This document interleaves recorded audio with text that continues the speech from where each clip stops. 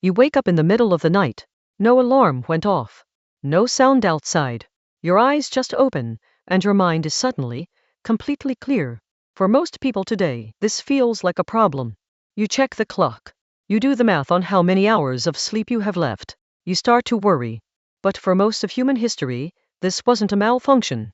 This was just night. Historian A. Roger Eckhart spent years digging through diaries, court records, medical texts, and even old literature from pre-industrial Europe, and he kept finding the same strange phrase over and over. First sleep. Second sleep. People described going to bed not long after dark, sometimes as early as 9, sleeping for a few hours, then waking naturally somewhere around midnight. They stayed awake for an hour, sometimes 2. Then they slept again until morning. What did they do in that waking hour?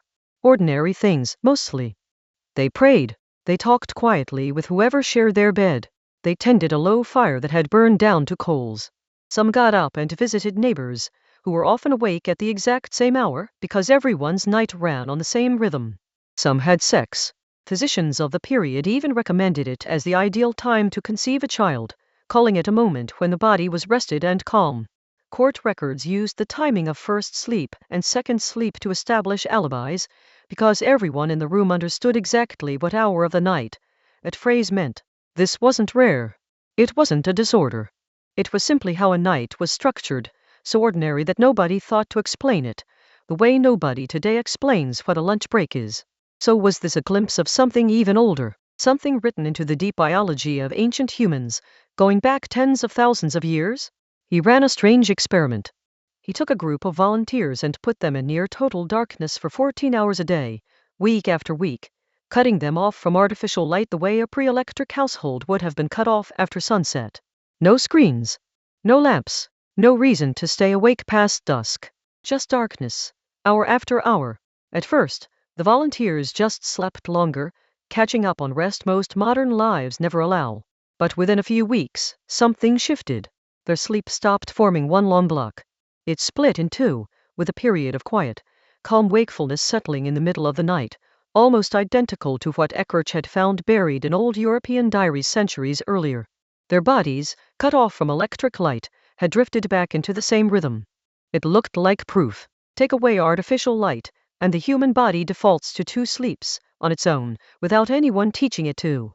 So picture it. A one-room house, centuries ago, somewhere in rural England or France. The fire has burned down to embers, giving off just enough light to see shapes, not faces. A family lies together under one blanket, because that's how you stay warm through a winter night with no heating. Around midnight, an eye opens. Then another. Nobody panics. Nobody reaches for a phone, because there is no phone, no glowing screen to check the time. Someone stirs the coals until a small flame catches. Someone else murmurs a few words in the dark, maybe about a dream, maybe about the work waiting at sunrise. It is quiet, and slow, and completely unremarkable, the same way a coffee break is unremarkable to you. After a while, eyes grow heavy again, and the second sleep carries the household through to sunrise. For a long time, this was treated as the answer. Ancient humans, the story went, slept in 2 shifts, and modern electric light broke that rhythm forever, leaving us biologically mismatched with our own bedrooms. Except that story has a hole in it, and the hole shows up the moment you leave Europe entirely.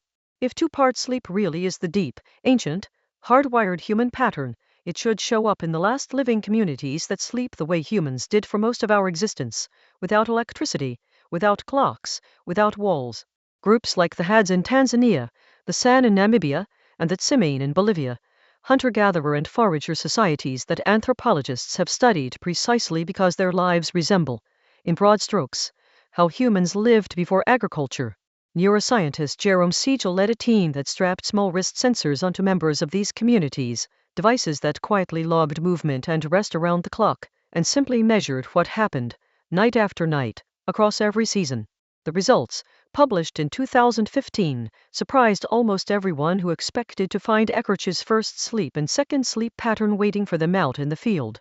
They didn't find it. Not one of the 3 groups regularly split their sleep into 2 segments. They slept in a single block, and on average, that block was shorter than most people assume, somewhere around 6 to 6.5 hours a night, less than the 8 hours often held up as the natural human standard. They rarely nap during the day, even in the heat. They didn't go to bed the moment the sun set either. Most stayed up for 2 to 4 hours after dusk, sitting by the fire, talking, the same way people everywhere linger before bed instead of climbing straight in. Temperature, not sunlight alone, seemed to matter most. People tended to fall asleep as the temperature began dropping after sunset and wake as it started climbing again before sunrise, almost like a thermostat built into the sleep cycle itself. Here is the twist.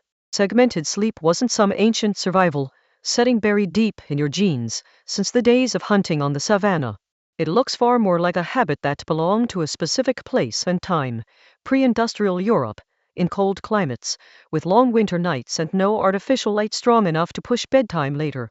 Ware's experiment didn't uncover ancient human biology. It recreated the very specific conditions of a candlelit European winter, and the body responded to those exact conditions. Different environment, different rhythm. So what does that mean for you, lying awake at 3 in the morning, quietly panicking about tomorrow? Your ancestors on the African savannah most likely slept the way the Hadza and the Sun sleep now, in one consolidated stretch, going to bed well after dark and waking with the sun. The two-shift pattern belongs to a much more specific chapter of history, a few centuries in a cold, dim corner of the world, not the full 300,000 years of the human story. But here's what doesn't change. Waking briefly in the night is still not automatically a crisis. Human sleep has never been one rigid, universal template. It has always bent around climate, light, temperature, and daily life. The Hadza sleep differently depending on the season. Pre-industrial Europeans slept differently depending on how much oil was left for the lamp. Your own sleep responds to your light exposure, your stress, your schedule right now, tonight. So the next time you wake at 3 a.m., you don't have to reach for a story about being biologically broken by modern life. You also don't have to reach for a folk tale about candlelit ancestors who knew a secret you've lost. What you're experiencing is what every human population has always experienced, a nervous system responding, in real time, to the exact conditions around it, the temperature of the room, the light leaking through the curtains, the stress still sitting in your chest from the day before. There is a real modern culprit worth naming, though, and it isn't the loss of some ancient two-sleep instinct. It's the mismatch between your body's temperature-driven rhythm and a bedroom that never truly gets dark or cool the way a pre-electric night did, or a fire-lit hut ever did. Streetlight through the blinds, a phone screen an hour before bed, a thermostat locked at the same setting all night. These things can all nudge a body that is still, underneath everything, running on the same basic hardware the Hadza and the San are running on tonight. Not a hardware built for two shifts. A hardware built to notice darkness and cooling air and quiet and respond accordingly. That's the part of the story that survives every twist. Not a fixed ancient ritual you're supposed to imitate. A body that's still listening, the way it always has, to whatever room it happens to be in. You wake up in the middle of the night. No alarm went off. No sound outside. Your eyes just open, and your mind is suddenly, completely clear. This time, you know it isn't a malfunction, and it isn't an ancient ritual either.